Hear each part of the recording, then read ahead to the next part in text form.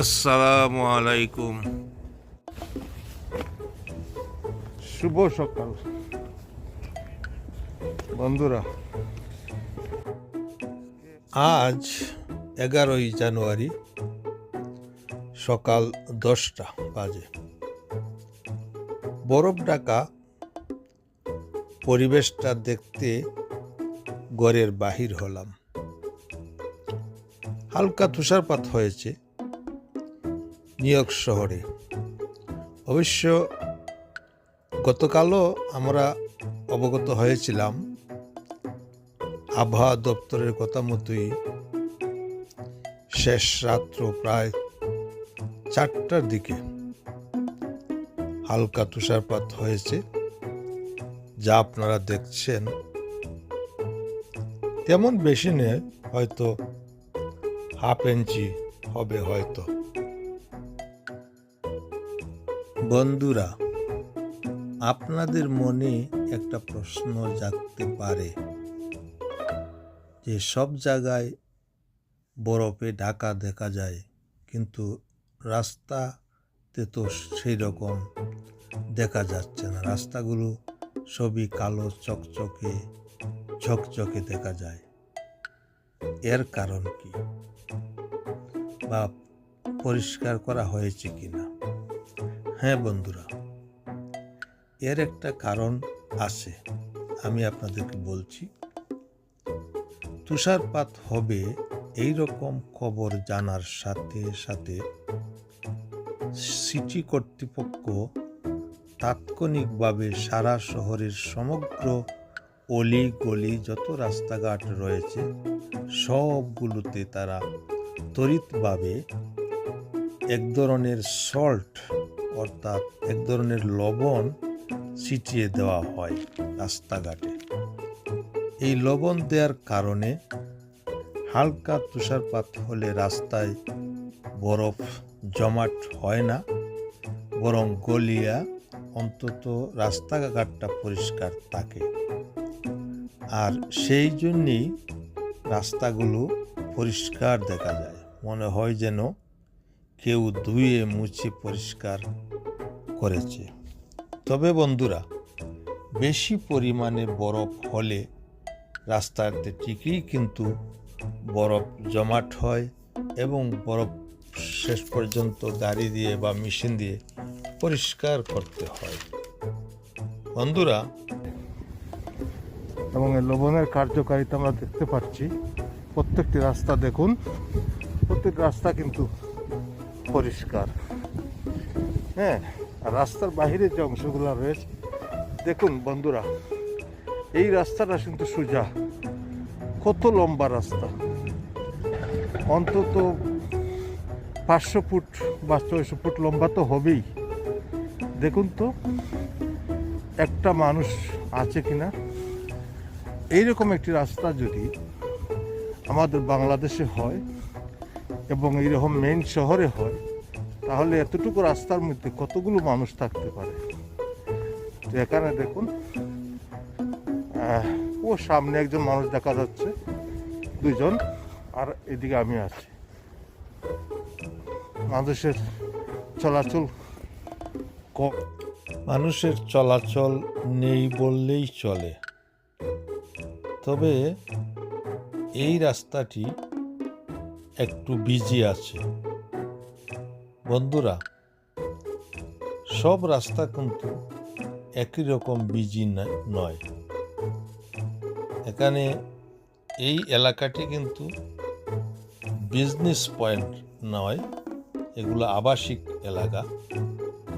আমেরিকাতে আসলে ব্যবসার কেন্দ্রগুলো আলাদা আলাদা করে রাখা হয়েছে।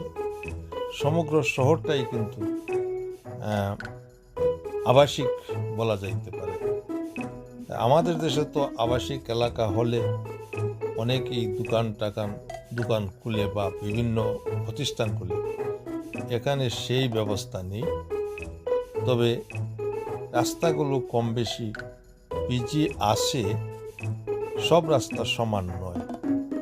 কোনো কোনো রাস্তা খুব বেশি বিজি, যেগুলো হাইওয়ে রাস্তা, বা সেমি হাইওয়ে রাস্তা, এই যে এই রাস্তাটি বলা যায় যে একটু সেমি হাইওয়ে, মাঝে মাঝে কিছু গাড়ি চলছে, তত বেশি নাই।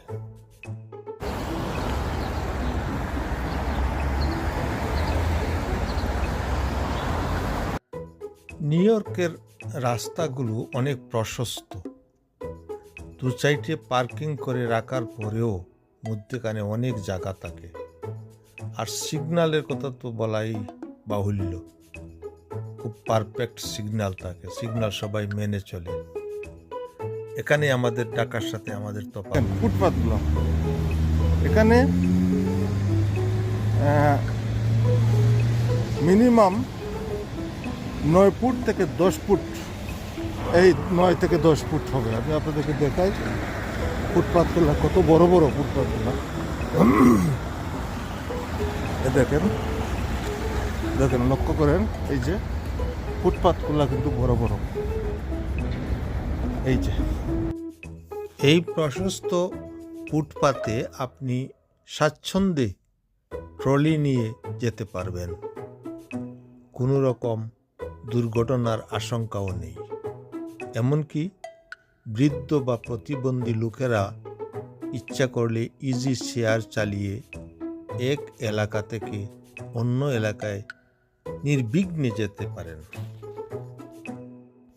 প্রিয় দর্শক, নিখুঁত প্ল্যানের কারণে নিউ ইয়র্ক শহরের রাস্তাঘাটে দুর্ঘটনা নাই বললেই চলে। এখানে এত সুন্দর এবং এত নিখুঁত প্ল্যান করে রাস্তাঘাট করা হয়েছে, সেই কারণে এই দেখুন, এই যে দুটি রাস্তা, একটা রাস্তায় সংযোগ হয়েছে, একটি মাটির নিচ থেকে আসছে আর একটা উপর দিকে আসছে। এই দুটি রাস্তা কিন্তু একটি রাস্তার মধ্যে সংযোগ হয়েছে। এই সংযোগ এমনভাবে করা হয়েছে যাতে কোনো রকম দুর্ঘটনা না ঘটে। বন্ধুরা, সামনে মেট্রো রেলের ফ্লাই রোড দেখছি। মেট্রো রেলের রাস্তাটি নিউ ইয়র্ক শহরে কখনো মাটির উপর দিয়ে আবার কখনো মাটির নিচ দিয়ে চলে গেছে। নিউ ইয়র্ক ব্রঙ্কসের এই এলাকায় মেট্রো রেলের রোডটি প্লাই অবস্থায় আছে। এখানে একটি পার্ক দেখুন। পার্ক চেস্টার স্টেশনের একদম নিকটে এই পার্কটি অবস্থিত। সামার টাইমে এই পার্কে লোকে লোকারণ্য হয়ে থাকে। কখনো কখনো বসবার মতো সিট পাওয়া যায় না, এত মানুষ এখানে সময় কাটান বসে বসে। শীত আসার সাথে সাথে এখানে মানুষ আর নেই। স্বাভাবিকভাবে এত মাইনাস ঠান্ডায় মানুষ ঘরের বাহির হয় না, বা কেউ পার্কে এসে সময় কাটাতে চায় না, ইচ্ছা করলেও পারবে না, কারণ খুবই ঠান্ডা বেশি। এমনকি এই যে বসার সিটগুলো আছে, এগুলো অতিমাত্রায় ঠান্ডা। এটি একটি ব্যস্ততম আন্ডারগ্রাউন্ড হাইওয়ে। এর সাথেই রয়েছে একটি শিশু পার্ক, কিন্তু শিশু নেই। সামার টাইমে শিশুরা, তাদের গার্জেনরা এখানে নিয়ে আসেন এবং খেলাধুলা করে। নিউ ইয়র্ক শহরে অনেক শিশু পার্ক রয়েছে, কিন্তু এই শীত মৌসুমে পার্ক শূন্য পড়ে থাকে, শিশুরা আসে না। কিন্তু সামার টাইমে অত্যন্ত জমজমাট থাকে এই এলাকা। শিশু পার্কের ভেতরে সিমেন্টের তৈরি একটি ব্যাংক। এই দেখুন লবণ ছিটানো রাস্তা। একটি টাউন বাস যেতে দেখলাম আমরা। বন্ধুরা, এই মেট্রো রেলের স্টেশনের নাম আমি আগেই বলছি আপনাদেরকে, পার্কচেস্টার স্টেশন। আপ টাউনের একটি স্টেশন।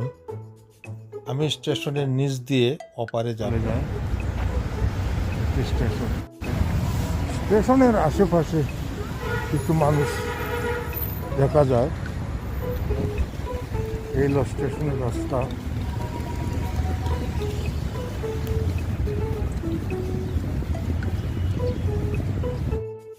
এখানেও বসার মতো সুব্যবস্থা রয়েছে, বসে সময় কাটানো যায়।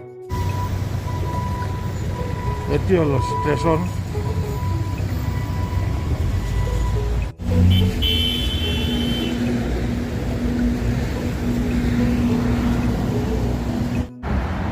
এখানে একটি আন্ডারগ্রাউন্ড হাইওয়ে রয়েছে, আমি আপনাদেরকে পরবর্তীতে দেখাবো।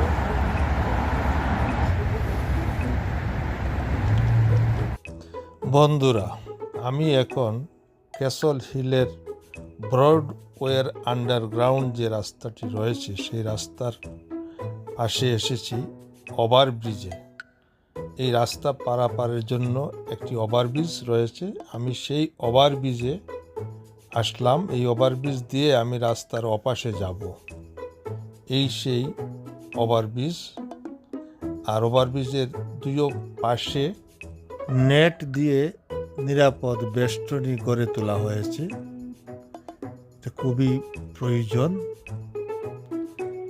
আমি এখন ওভারব্রিজের উপরে উঠছি।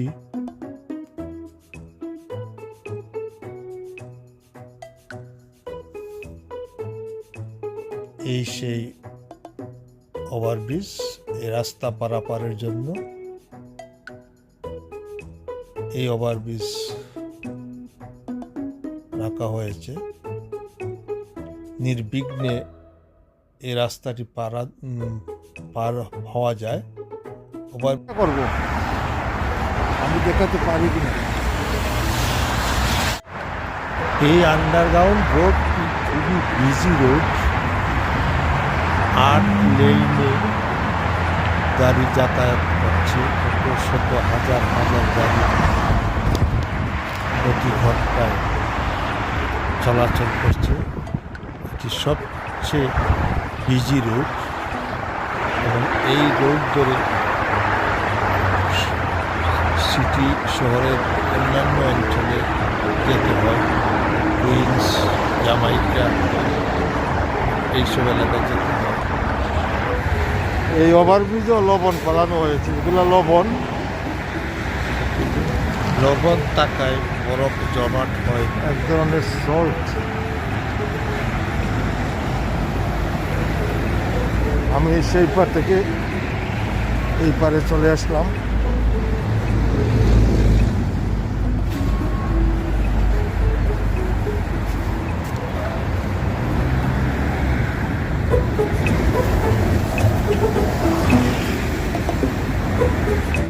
বন্ধুরা, এখানে আরেকটি পার্ক রয়েছে, ত্রিভুজ আকৃতির একটি পার্ক।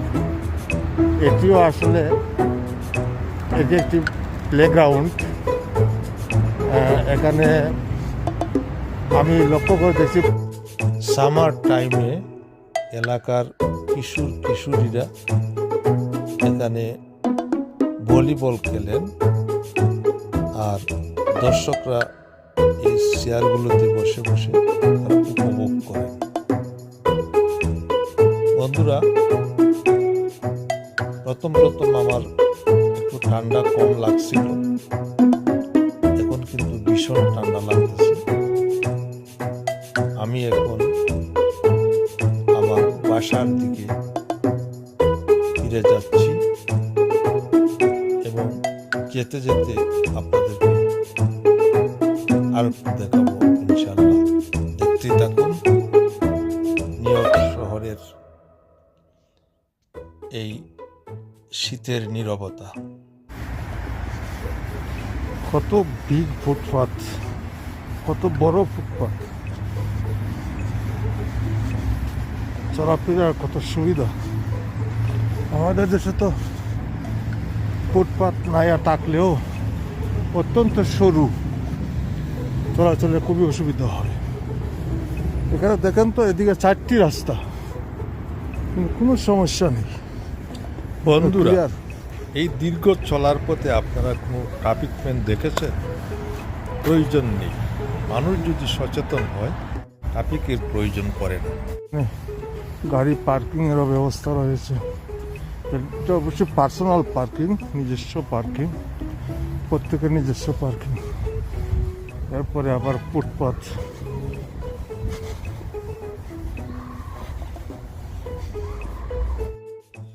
এটি একটি Christian church, 4th Presbyterian church, Bronx.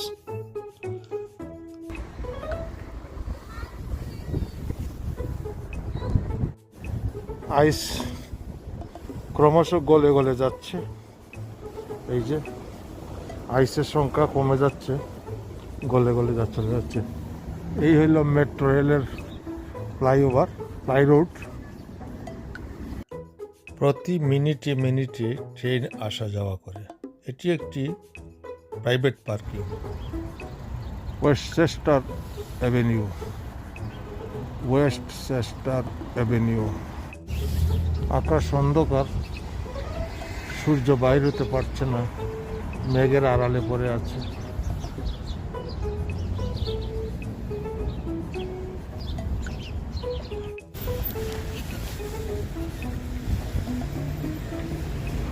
বলতে বলতেই একটি ট্রেন চলে আসছে। এই ট্রেনটির নাম্বার 6।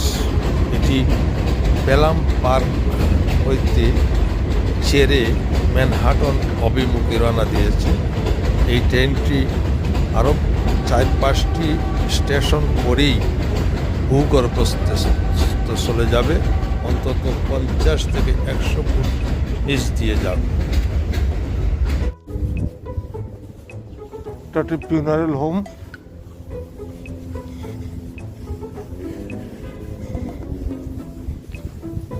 এখন কত বড় ফুটপাত, চলাফেরা করতে কত সুবিধা।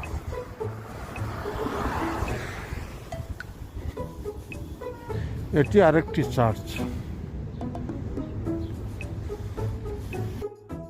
ঢাকাতে যেমন মসজিদের সংখ্যা বেশি, ঠিক নিউ ইয়র্কেও চার্চের সংখ্যা এবং ফিনারেল হল এগুলোর সংখ্যা অনেক বেশি।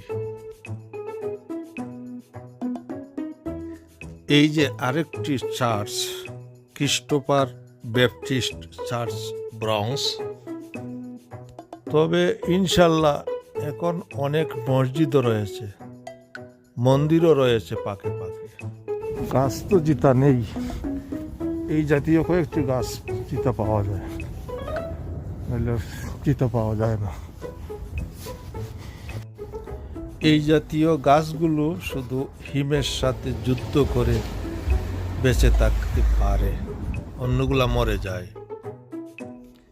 বন্ধুরা, আমার বাসার কাছে প্রায় চলে এসেছি। এখানে এসে দেখলাম যে হারে আগে আইস দেখে গিয়েছিলাম সেই হারে নাই, এখন কিছু কমছে। এগুলো হয়তো 2 দিনই ক্লিয়ার হয়ে যাবে। বন্ধুরা, শীতের নীরবতায় নিউ ইয়র্ক শহর, এই নামের ভিডিওটি আমার এখানেই শেষ করে দিব। আবার দেখা হবে অন্য কোনো ভিডিওতে। খোদা হাফেজ।